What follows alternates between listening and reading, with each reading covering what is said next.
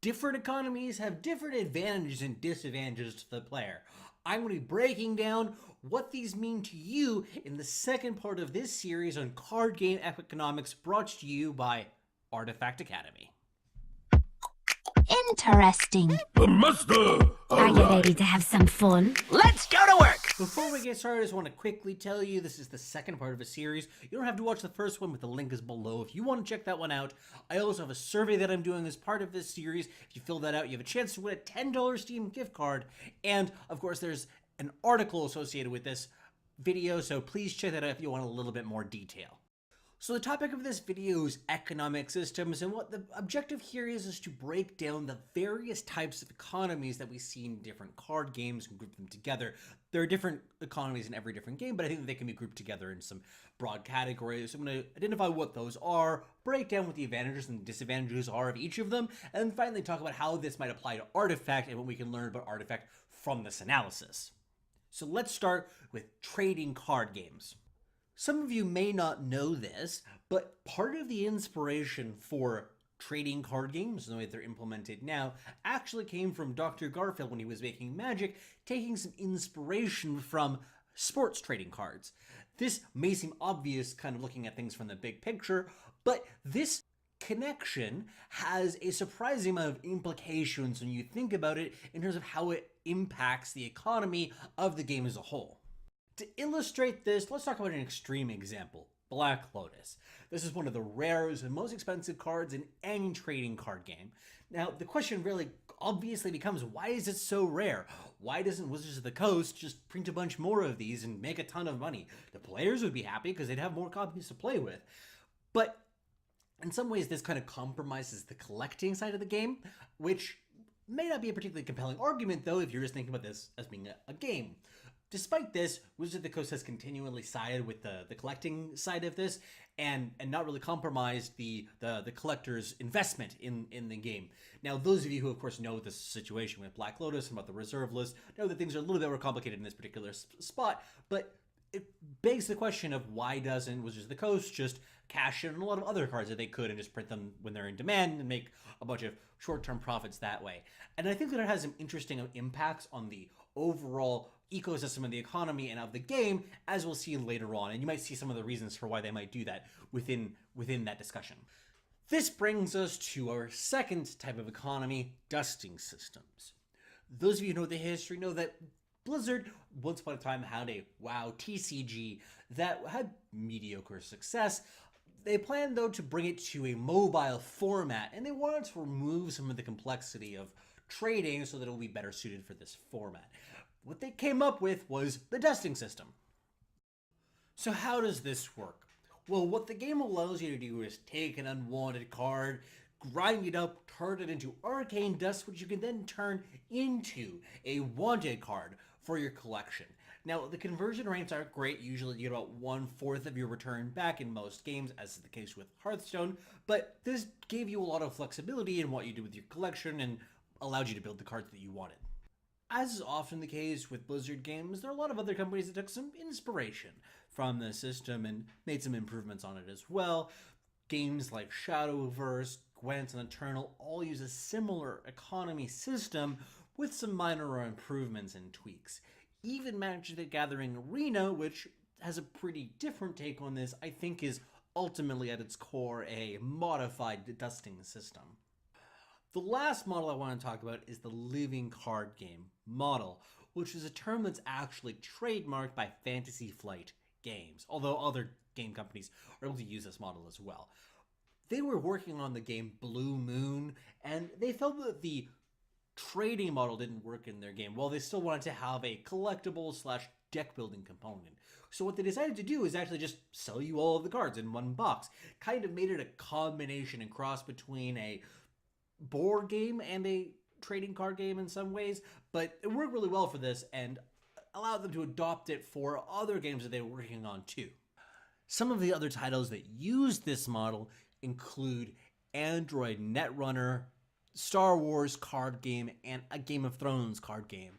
This model is particularly good for these styles of IP-driven titles because it means that every player will get a copy of Luke Skywalker and Darth Vader if they're just a fan of the franchise and aren't as invested in the game.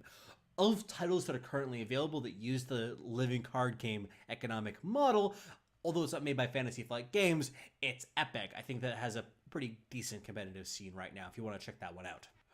Now that we've been introduced to each of these systems, let's do some comparisons and grade these systems on various categories. Now, before we get into this, I just want to make clear it's not about finding the perfect system necessarily and grading them relative to one another. Overall, really just trying to identify what's the best strengths and weaknesses of each as we're trying to understand how this applies to artifacts specifically, which is our goal. The first axis I want to compare with these on is complexity. The complexity of trading card games is actually through the roof. You have websites and YouTube channels and subreddits all dedicated to the specialized subject. Now, there are a lot of people who are passionate about this, but if you're talking about it just as a game, this is kind of a barrier to a lot of people, and especially beginners. This is why I give it an F. This is the lowest grade in the entire review. I think this is a real serious barrier for players playing in trading card games because they just don't like managing their collection like this. The next system, the dusting system, there's a little bit of complexity of deciding whether you want to take a card and dust it or not at a given point. Ultimately, this isn't that hard though. I would give this a B+ because it's pretty intuitive to new players. Next system, of course, living card games. You can just go back into the box, get whatever cards you want, build a new deck. Really dirt simple. Just buy the cards that are legal in the sets right now, and you're good to go. So they get an A.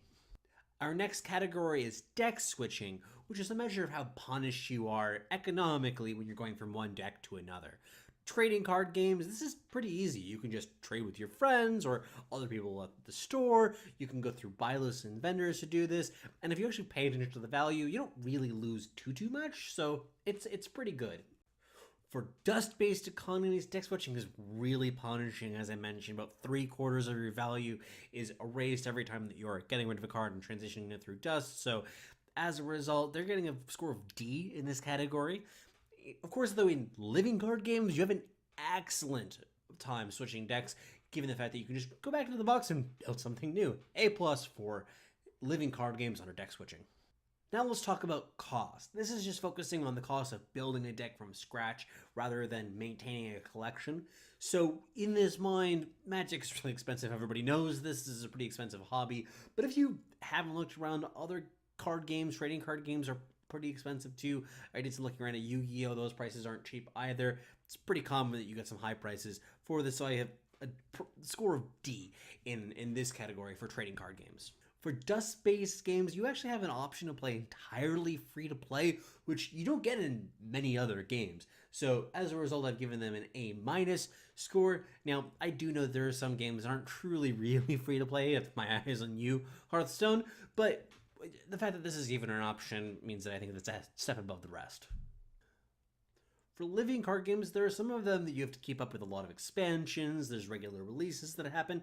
Still way cheaper the trading card games, but I think it's a little bit behind the dust-based games in terms of the cost of getting involved. Now let's talk about the ability to resell your collection, which means how much value you can get out of your collection if you decide that you don't want some specific cards or you just don't want to play the game anymore altogether. For trading card games, this actually isn't very bad because you can just sell your collection to some big store of some sort. You can even do this online in MTGO if you're playing there, so it does quite well in that regard. Comparing this to something like dust-based games, it's really bad. Gone through this idea of the 1/4 rule if you're trying to change between cards that you don't want for cards that you do want. It's really brutal, but if you put any money into the game, you really have no way to get it back out again. As a result, you get a D in this category for dust-based games. For living card games, I did a little bit of looking to see if you could really sell these online. There's not very much of a market for it. It's really hard to get any value back out of these after you buy them, so as a result, the resale ability is about the same as dust, which is D. Now let's talk about collectability, which is a measure of how fun and interesting is it to collect these different types of cards. In the case of trading card games, this is really sweet. I mean, that's largely because these are all physical cards that you can see and hold, but you get the impression of like, yeah, I'm holding a really rare card. This is awesome. As a result, get A in this category. Dust-based games put a lot of effort into trying to get some of that collector's appeal through fancy animations and cool premium graphics, etc. Still doesn't feel the same though. I give it a C+ grade personally. There are some titles within Living Card Games that do have special promotions with foil cards or special premiums. I still don't really feel like these are a great attraction for collector's items because you really know you're getting them already. So I give these a C- because it really just doesn't have the same impact as something like you get in a trading card game. Our last category is competitive play or organized play.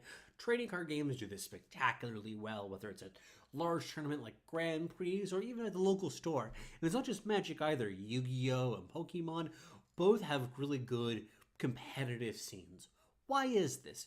Well, I think that the Star City Games Open Series is a good example to help understand this. This is a tournament series that's associated with the website, but the tournament series helps you fund the website that sells the cards because they sell cards at the events, they buy cards at the events, this stocks the website, with this website can then promote the tournament series, etc., etc. You have a really nice ecosystem here.